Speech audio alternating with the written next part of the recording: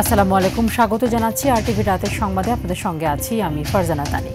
Milestone ট্র্যাজেডিতে দগ্ধ আরও 2 শিশুর মৃত্যু হয়েছে। তারা হলো মাহতাব ও মাহিয়া। এ নিয়ে এখন পর্যন্ত মৃত্যু দাঁড়িয়েছে 31 জনে। এদিকে ডিএনএ টেস্ট 6 মরদেহের মধ্যে 5 জনকে শনাক্ত করতে পেরেছে সিআইডি। চিকিৎসাধীন 55 জনের মধ্যে 20 জনের অবস্থা আশঙ্কাজনক জানিয়েছে স্বাস্থ্য অধিদপ্তর। এদিকে স্কুলটিতে 3 শিক্ষার্থী ও 2 অভিভাবক নিখোঁজের তালিকা সংশ্লিষ্টদের হাতে। আরও জানাচ্ছেন আব্দুর রহিম।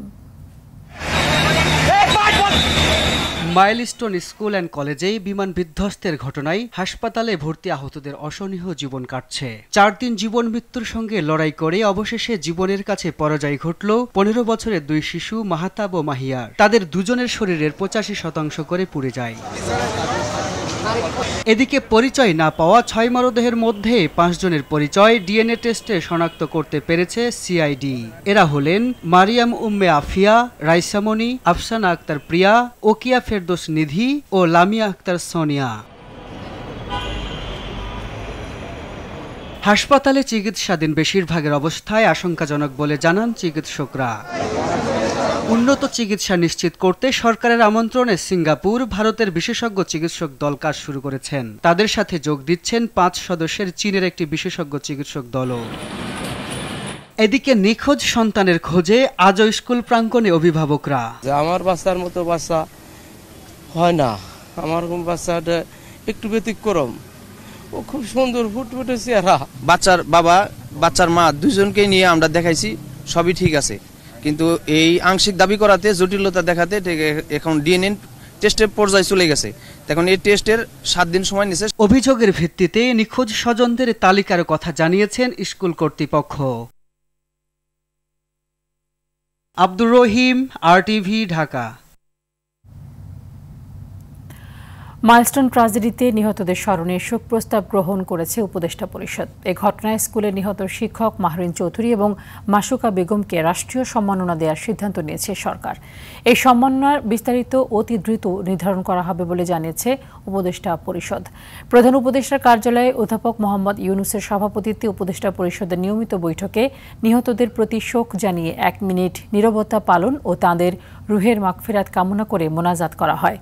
নিহত ব্যক্তিদের মাগফিরাত কামনা ও আহত ব্যক্তিদের সুস্থতা কামনায় শুক্রবার ধর্মীয় প্রতিষ্ঠানে বিশেষ প্রার্থনার সিদ্ধান্ত হয়। ধর্ম মন্ত্রণালয় এ বিষয়ে প্রয়োজনীয় সমন্বয় করবে। মর্মান্তিক বিমান দুর্ঘটনাকালে 2 জন শিক্ষিকা তারা অসামান্য আত্মত্যাগের পরিচয় দিয়ে স্কুলের সন্তানদেরকে রক্ষা করার চেষ্টা করেছেন। ওনাদেরকে উপযুক্ত রাষ্ট্রীয় সম্মাননা প্রদান করা হবে।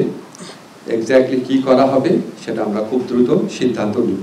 সব ধরনের সরকারি সহায়তা দেওয়া হবে এবং এই ব্যাপারে করণীয় বিষয়ে শিক্ষা মন্ত্রণালয় সংশ্লিষ্ট যে স্কুল আছে, মাইলস্টোন স্কুল, তাদের সাথে কথা বলে এটা ডিটেইলটা নির্ধারণ করবে।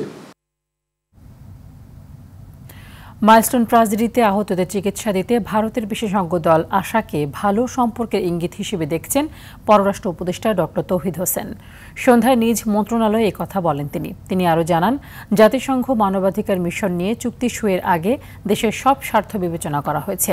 খুব শিগগিরই ঢাকায় কাজ শুরু করবে মানবাধিকার বিষয়ক কার্যালয়। এছাড়া হাইড্রো পাওয়ার ড্যাম বাংলাদেশের সমস্যার কারণ হবে না বলে চীনের পক্ষ থেকে আশ্বস্ত করার কথা জানান।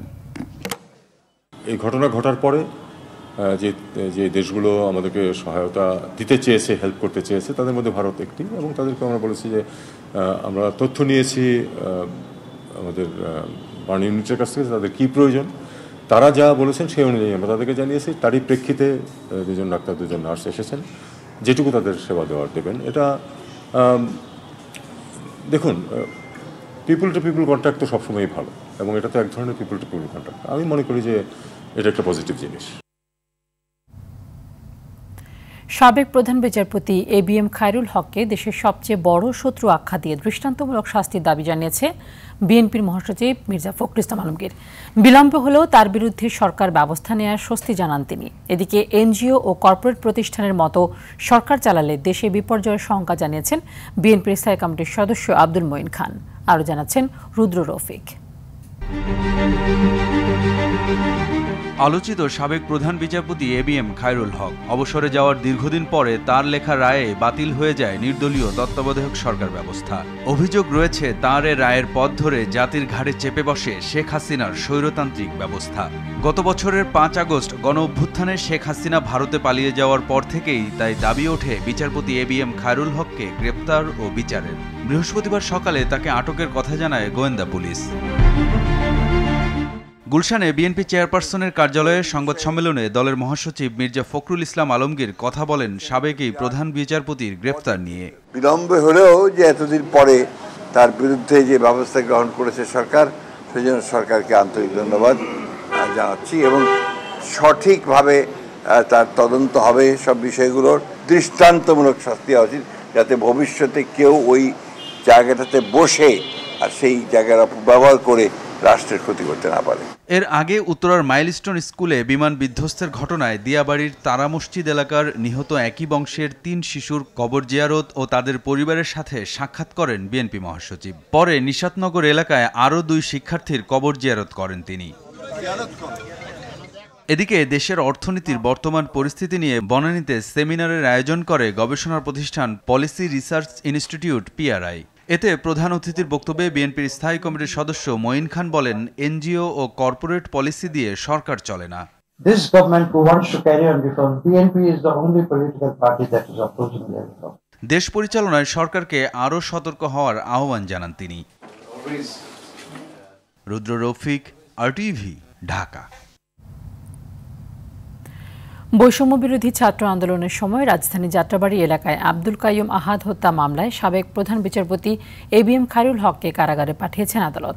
রাতে ঢাকার অতিরিক্ত chief metropolitan magistrate Mohammad Sanaullah এই আদেশ দেন। এ সময় রাষ্ট্রপক্ষের অতিরিক্ত পাবলিক প্রসিকিউটর তার সর্বোচ্চ শাস্তি দাবি করেন।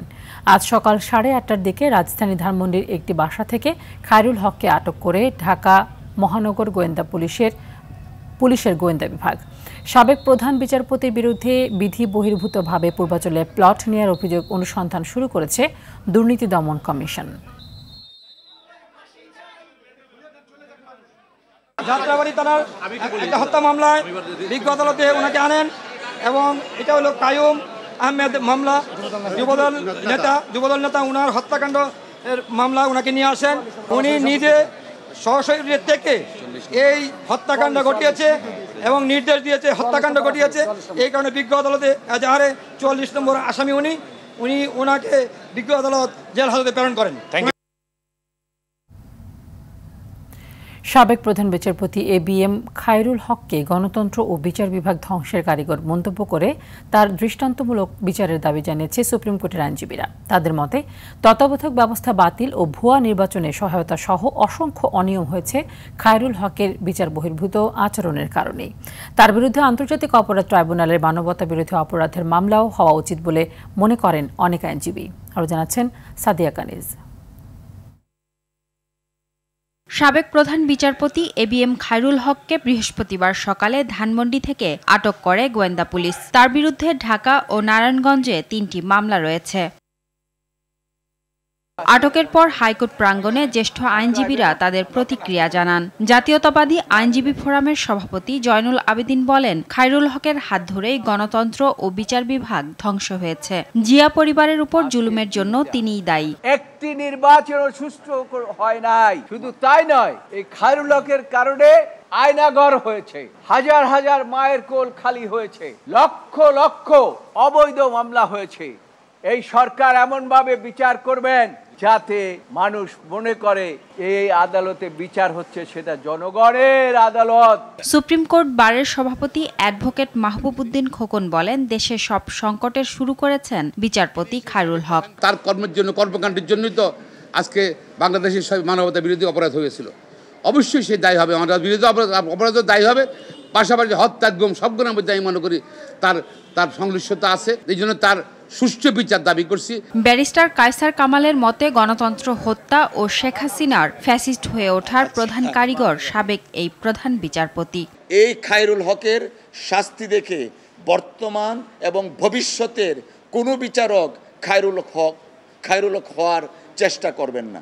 এই ফ্রড যদি তারা না করতেন তাহলে পরবর্তীতে এই ধরনের কনসিকুয়েন্স এই জাতিকে বহন করতে হতো না। আইনের মতোই চলবে এবং আমি মনে করি যে যেভাবে সুষ্ঠু আইন প্রয়োগ করে তার বিচার প্রক্রিয়া চালানো যায় সেভাবেই তার বিচার কার্য চলবে। দেশের ১৯তম প্রধান বিচারপতি ছিলেন খায়রুল হক। অবসরে যাওয়ার ২ বছর পরে তার লেখা রায়েই বাতিল হয়ে যায় তত্ত্বাবধায়ক সরকার ব্যবস্থা। সাদিয়া কানিজ, RTV, ঢাকা। আগামী ৫ আগস্টের মধ্যে জুলাই সনদ ও ঘোষণাপত্র আদায় করার ঘোষণা দিয়েছেন জাতীয় নাগরিক পার্টির আহ্বায়ক নাহিদ ইসলাম। তিনি বলেন, সংস্কার, বিচার ও নতুন সংবিধানের দাবি নিয়ে এগিয়ে যাবে এনসিপি। সকালে ব্রাহ্মণবাড়িয়া পদযাত্রা শেষে পথসভায় একথা বলেন তিনি। নাহিদ ইসলাম আরও বলেন, উন্নয়ন শুধু ঢাকায় নয়, দেশের প্রত্যেকটি জেলায় সুষম বণ্টন করতে হবে। প্রতিনিধিদের পাঠানো তথ্য ও চিত্রে আরও জানাচ্ছেন সাকিব আল হাসান। ব্রাহ্মণবাড়িয়ার কাউতলী মোড় থেকে পদযাত্রা শুরু করে জাতীয় নাগরিক পার্টি। এতে দলটির আহ্বায়ক নাহিদ ইসলাম সহ নেতাকর্মীরা অংশ নেন। পরে শহরের পৌর মুক্তমঞ্চে পথসভায় নাহিদ ইসলাম বলেন, ব্রাহ্মণবাড়িয়ার গ্যাস বিভিন্ন জেলার চাহিদা পূরণ করলেও বঞ্চিত ব্রাহ্মণবাড়িয়ার মানুষ। নিজ এলাকার মানুষ বঞ্চিত হয় এমন উন্নয়ন এনসিপি চায় না বলেও জানান তিনি।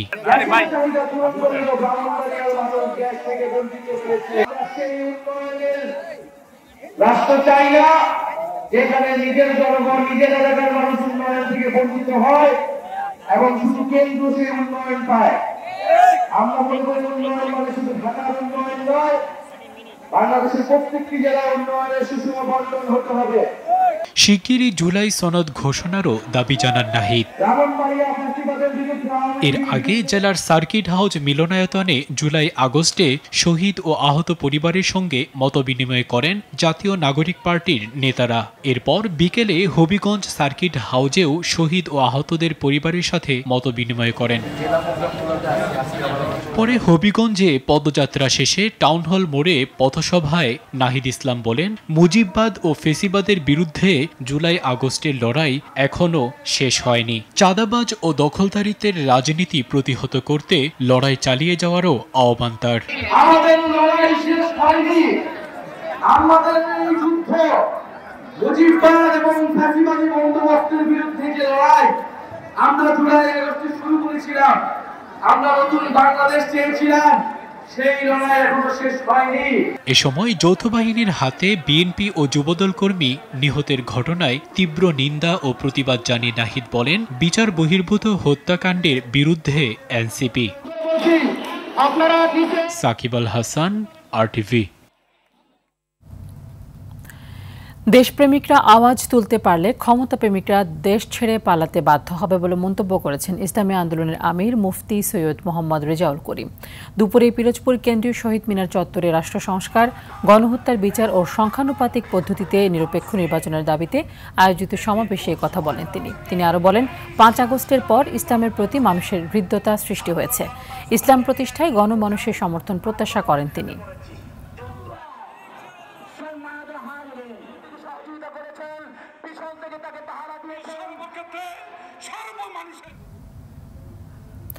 ফ্যাসিস্ট সরকারের দলীয় প্রতীকে স্থানীয় সরকার নির্বাচন পদ্ধতি বাতিল করল অন্তর্বর্তী সরকার। অন্যদিকে নির্যাতন, গুম বন্ধে ফৌজদারি আইন সংশোধন করে অভিযুক্তকে সুরক্ষা দেওয়ার বিধান রেখে আইনের সংশোধনী অনুমোদন দিয়েছে সরকার। উপদেষ্টা পরিষদের এসব সিদ্ধান্তের কথা জানান আইন উপদেষ্টা আসিফ নজরুল ও স্থানীয় সরকার উপদেষ্টা আসিফ মাহমুদ সজীব ভূঁইয়া। আরও জানাচ্ছেন জাহিদ রহমান।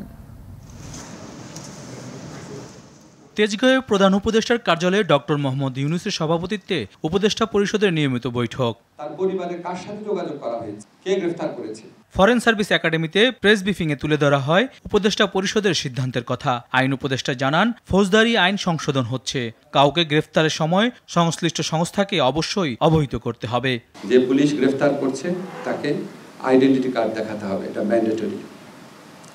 এরপর হচ্ছে তাকে যখন থানায় নিয়ে আসা হবে, যত দ্রুত সম্ভব গ্রেফতারকৃত ব্যক্তির পরিবার, বন্ধু বা লয়ারকে তার সাথে যোগাযোগ করে জানাতে হবে। আইনে বলেছি, যেই সংস্থায় গ্রেফতার করুক তাদের কনসার্ন অফিসে গ্রেফতারকৃত ব্যক্তি কেন গ্রেফতার করেছে, কোন আইনে গ্রেফতার করেছে, 12 ঘন্টার মধ্যে কার সাথে যোগাযোগ করেছে, সমস্ত তথ্য সেখানে থাকতে হবে। স্থানীয় সরকার উপদেষ্টা আসিফ মাহমুদ জানান, রাজনৈতিক দলগুলো একমত থাকলে জাতীয় নির্বাচনের আগেও হতে পারে স্থানীয় নির্বাচন। যে ধারাগুলোর মাধ্যমে দলীয় প্রতীকে নির্বাচনের সিদ্ধান্ত হয়েছিল সেই ধারাগুলো আজকে বিলুপ্ত করার প্রস্তাব উত্থাপন করা হয়েছিল এবং সেটা উপদেষ্টা পরিষদে অনুমোদন করা হয়েছে। ফলে দলীয় প্রতীকে স্থানীয় সরকার নির্বাচনে অংশগ্রহণ করার আর কোনো সুযোগ নেই। উপদেষ্টা পরিষদে গোপালগঞ্জের ঘটনায় 6 সদস্যের বিচার বিভাগীয় তদন্ত কমিটি গঠনের সিদ্ধান্ত নেওয়া হয় বলেও জানানো হয় সংবাদ সম্মেলনে। এটার নেতৃত্ব দিবেন সুপ্রিম কোর্টের ফরমার জাস্টিস ডক্টর আবু তারিক। 3 সপ্তাহের মধ্যে এই ইনকোয়ারি এটা করবেন। সরকারি কর্মকর্তা কর্মচারীদের নতুন বেতন কাঠামো নির্ধারণে পে কমিশন গঠনের কথা জানান প্রধান উপদেষ্টার প্রেস সচিব শফিকুল ইসলাম। 6 মাস ইনাদের কর্মসময়। জাহিদ রহমান, RTV, ঢাকা। গেল বছর জুলাই আগস্ট গণ অভ্যুত্থানের সময় ছাত্র জনতার উপর সরাসরি গুলির নির্দেশ দিয়েছিলেন তৎকালীন স্বৈরাচারী প্রধানমন্ত্রী শেখ হাসিনা। ছোড়া হয় 30 লাখেরও বেশি গুলি। বৃহস্পতিবার কাতার ভিত্তিক গণমাধ্যম আল জাজিরা প্রকাশিত ডকুমেন্টারিতে উঠে এসেছে এই তথ্য। গেল 5ই আগস্ট ভারতে পালিয়ে যাওয়ার আগে কয়েক সপ্তাহ ধরে হাসিনা প্রশাসনের চালানো দমনপীড়নে প্রায় 1500 মানুষ নিহত হয়েছে বলে জানায় আল জাজিরা। এছাড়াও সংবাদ মাধ্যমটি শেখ হাসিনার ফাঁস হওয়া একটি ফোন আলাপের অডিও ফরেনসিক বিশেষজ্ঞদের মাধ্যমে পরীক্ষা করেছে। এতে কোনো ধরনের AI প্রযুক্তি ব্যবহার করা হয়নি বলে নিশ্চিত করেছেন বিশেষজ্ঞরা। এছাড়াও আন্দোলনের সময় পুলিশের গুলিতে নিহত আবু সাইদের ময়নাতদন্তের রিপোর্ট পরিবর্তনে কর্তব্যরত চিকিৎসককে বারবার চাপ দেওয়া হয়েছে বলে ডকুমেন্টারিতে প্রকাশ করেছে আল জাজিরা। টানা 3 দিন সরকারি ছুটির পর 24 জুলাই কারফিউ শিথিল করে পরিস্থিতি স্বাভাবিক দেখানোর চেষ্টায় মরিয়া হয়ে ওঠে স্বৈরাচার আওয়ামী লীগ সরকার। অথচ তখনও দেশ উত্তাল। কাগজে কলমে একাধিক দাবি থাকলেও মুখে মুখে সবার সরকার পতনের এক দফার স্লোগান। মৃত্যুর মিছিলও যেন থেমে নেই। চিকিৎসাধীন 3 জন যুক্ত হয় শহীদের কাতারে। খান আলামিনের রিপোর্টে দেখুন বাকিটা। স্বৈরাচার পতন আন্দোলনে কত মানুষই তো প্রাণ দিল। শহীদ আবু সাইদ, মুগ্ধ, ওয়াসিম, এমন কত নামই তো ইতিহাসের পাতায় জল করছে। কিন্তু 24 জুলাই যে 9 জনকে এখানে দাফন করা হলো, তাদের তো কোনো পরিচয় নেই। তাদের মা বাবা, বাড়িঘর, তাদের নাম কেউ জানে না। তাদের পরিচয় কেবল একটাই, অজ্ঞাতনামা। অজ্ঞাতনামা কেবল 9 জনই নয়, 22 থেকে 31 জুলাই রায়ের বাজার কবরস্থানে বেওয়ারিশ হিসেবে দাফন করা হয় 44 জনকে, যাদের অধিকাংশই ছিলেন জুলাই যোদ্ধা। সবুজের নিচে শুয়ে থাকা নিথর দেহগুলো পায়নি স্বজনের শেষ ছোঁয়া। আমরাও আতঙ্কে ছিলাম। এখানে উপর দিয়ে হেলিকপ্টার যায়, আমাদের এদিক দিয়ে হেলিকপ্টারটা গেছে, যাতায়াত করছে, তো আমরা একটু শঙ্কিত ছিলাম। ফজর নামাজ পড়লে এখানে দোয়া হয়, বেওয়ারিশ লাশের জন্য আগে হয়। যাদের কেউ নাই, যাদের কেউ আসে না, আল্লাহ তুমি তাদেরকে আল্লাহ তুমি ক্ষমা করো, তাদের তুমি জান্নাত দাও। স্বৈরাচারের দমন পীড়নে মৃত্যুর মিছিল দিনকে দিন লম্বা হতে থাকে। 24 জুলাই ঢাকা মেডিকেল কলেজ হাসপাতালে চিকিৎসাধীন 3 জনের নাম যুক্ত হয় আবু সাইদ মুগ্ধদের তালিকায়। সংখ্যাটা ছাড়িয়ে যায় 200। আন্দোলন নিয়ন্ত্রণে দেশ জুড়ে ধরপাকড়, হামলা, মামলা আর আদালতকে ঢাল বানিয়ে জোরদার করা হয় রিমান্ডে নির্যাতন। এদিন বিএনপি, ছাত্রদল, যুবদলের নেতাকর্মী ও সাধারণ শিক্ষার্থী গ্রেপ্তার হয় প্রায় 1,500। পাশাপাশি পরিস্থিতি স্বাভাবিক দেখাতেও মরিয়া হয়ে ওঠে হাসিনা প্রশাসন। টানা 3 দিনের সরকারি ছুটির পর ঢাকা ও আশপাশের জেলায় কারফিউ শিথিল, সরকারি, বেসরকারি ও স্বায়ত্তশাসিত প্রতিষ্ঠান খুলে দেয়া, আন্তজেলা বাস, ট্রেন, লঞ্চ আংশিকভাবে চালু করা, ব্রডব্যান্ড ইন্টারনেট পুনরায় চালু, এমন নানা সিদ্ধান্ত নেয় সরকার। বৈষম্য বিরোধী ছাত্র আন্দোলনের সমন্বয়ক আসিফ মাহমুদ, আবু বাকের মজুমদারকেও 5 দিন গুম রাখার পর ছেড়ে দেওয়া হয় একই উদ্দেশ্যে। এদিন গণমাধ্যমের সম্পাদক ও সিনিয়র সাংবাদিকদের সঙ্গে বৈঠক করে শেখ হাসিনা পরিস্থিতি স্বাভাবিক থাকার কথা বলেন। সাংবাদিকরাও দেশের অর্থনীতির চাকাকে সচল রাখতে পাশে থাকার প্রতিশ্রুতি দেন। সকল কুচক্রীরা এক হয়ে যখন বাংলাদেশকে ধ্বংসের এক মহাযজ্ঞে নেমেছিল। খান আলামিন, RTV, ঢাকা। কুড়িগ্রামের রৌমারীতে জমি নিয়ে বিরোধের জেরে একই পরিবারের ৩ জন নিহত হয়েছে। এ ঘটনায় আহত হয়েছেন আরও ৮ জন। পুলিশ জানায়, রৌমারী সীমান্তবর্তী ভুন্দুর চরের শহীদুল ইসলাম গং ও প্রতিবেশী রব্বানী গংয়ের সাথে দীর্ঘদিন ধরে জমি নিয়ে বিরোধ চলছিল। দখল নেয়াকে কেন্দ্র করে দুপুরে উভয় পক্ষ দেশীয় অস্ত্র নিয়ে সংঘর্ষে জড়ালে শহীদুল ইসলাম গং পরিবারের ৩ জন নিহত ও উভয় পক্ষের অন্তত ৮ জন আহত হয়।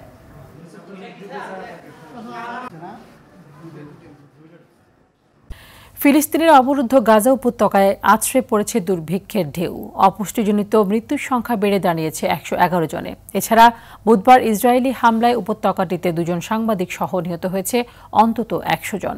এদিকে গাজা যুদ্ধবিরতি নিয়ে আলোচনার জন্য মধ্যপ্রাচ্যের সফরে যাচ্ছেন মার্কিন প্রেসিডেন্ট ডোনাল্ড ট্রাম্পের বিশেষ দূত স্টিভ উইটকফ। সামদানি প্রত্যয় জানাচ্ছেন বিস্তারিত।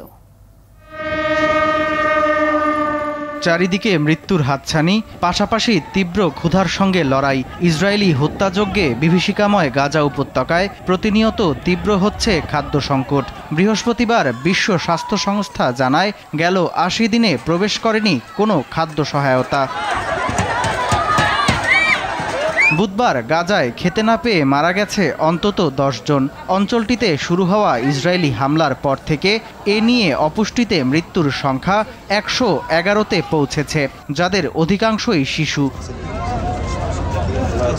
উপত্যকাটিতে ত্রাণ নিতে গিয়েও প্রতিনিয়ত প্রাণ হারাচ্ছে অসংখ্য ফিলিস্তিনি। বুধবার বিতর্কিত সংস্থা GHF-এ ত্রাণ নিতে গিয়ে ইসরায়েলি সেনাদের গুলিতে প্রাণ হারায় অন্তত ৩৪ জন। এদিন বিভিন্ন স্থানে ইসরায়েলি হামলায় আরও অন্তত ১০০ জন নিহতের তথ্য জানিয়েছে সংবাদ মাধ্যম আল জাজিরা। উপত্যকাটিতে আবারও সাংবাদিক নিহতের ঘটনা ঘটেছে। বুধবার বিমান হামলায় স্থানীয় এক গণমাধ্যমের ২ জন সাংবাদিক প্রাণ হারান। এ নিয়ে উপত্যকাটিতে নিহত সাংবাদিকের সংখ্যা দাঁড়ালো ২৩১ জনে। এদিকে গাজায় যুদ্ধবিরতি ও বন্দি বিনিময় নিয়ে আলোচনার জন্য মধ্যপ্রাচ্য সফরে যাচ্ছেন ডোনাল্ড ট্রাম্পের বিশেষ দূত স্টিভ উইটকফ। তবে এখনও সফরের তারিখ নির্ধারিত হয়নি। এ সফরে মধ্যপ্রাচ্যের মধ্যস্থতাকারী দেশগুলোর সঙ্গে আলোচনার মাধ্যমে ৬০ দিনের যুদ্ধবিরতি বাস্তবায়নে বৈঠক করবেন তিনি। তবে ইসরায়েল পুরোপুরি সৈন্য প্রত্যাহার না করলে যুক্তরাষ্ট্রের চাপিয়ে দেয়া কোনো সিদ্ধান্ত মেনে না নেয়ার হুঁশিয়ারি দিয়েছে স্বাধীনতাকামী গোষ্ঠী হামাস। সামদানি প্রত্যয়, RTV। রাতের সংবাদ এ পর্যন্তই। মধ্যরাতের সংবাদ ১টায় দেখার আমন্ত্রণ রইল। ধন্যবাদ সবাইকে।